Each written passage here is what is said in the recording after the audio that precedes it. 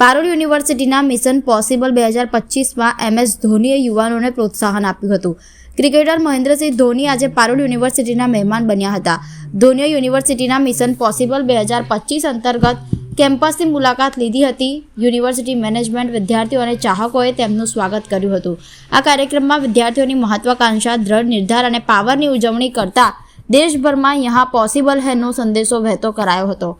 Stage ઉપર મહેન્દ્રસિંહ ધોની સાથે anchor અને હોસ્ટ મનીષ પોલ પણ જોડાયા હતા, જેમણે વિવિધ વિષયો ઉપર રસપ્રદ ચર્ચા કરી હતી.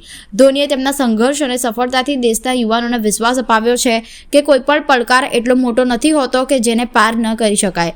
હિંમત અને મક્કમ નિર્ધારથી સફળતા હાંસલ કરી શકાય છે.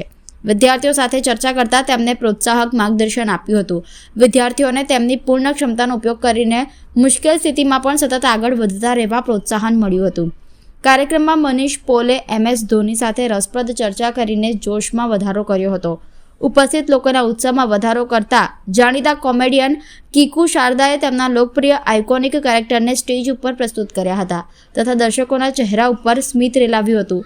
આ પ્રસંગે મહેન્દ્રસિંહ ધોનીએ પારુલ યુનિવર્સિટીના તેજસ્વી વિદ્યાર્થીઓ અને વિવિધ ક્ષેત્રોમાં બેજોડ સિદ્ધિ હાંસલ કરનાર વિદ્યાર્થીઓનું સન્માન કર્યું હતું. ધોનીએ ભારતીય સશસ્ત્ર દળો દ્વારા આર્મીની સેવા માટે, નેવીની સેવા માટે તથા એરફોર્સમાં સેવા માટે નિમણૂક કરાઈ હોય તેવા વિદ્યાર્થીઓનું સન્માન કર્યું હતું. મલ્ટીનેશનલ કંપનીઓમાં પ્લેસમેન્ટ મેળવનાર વિદ્યાર્થીઓનું પણ સન્માન કરાયું હતું. શૈક્ષણિક ઉત્કૃષ્ટતા, શ્રેષ્ઠ પ્રદર્શન કરતા તથા જંગી સેલેરી પેકેજ મેળવનારા તેમજ ભારતીય સેનામાં સેવા આપવા માટે પસંદગી કરાયેલા વિદ્યાર્થીઓને MS ધોનીએ સન્માનિત કર્યા હતા. પારુલ યુનિવર્સિટીના પ્રેસિડેન્ટ ડોક્ટર દેવાંશુ પટેલે ઉપસ્થિત લોકોને સંબોધિત કરતા યહાં પોસિબલ હૈ કેમ્પેઇન વિશે જણાવ્યું હતું.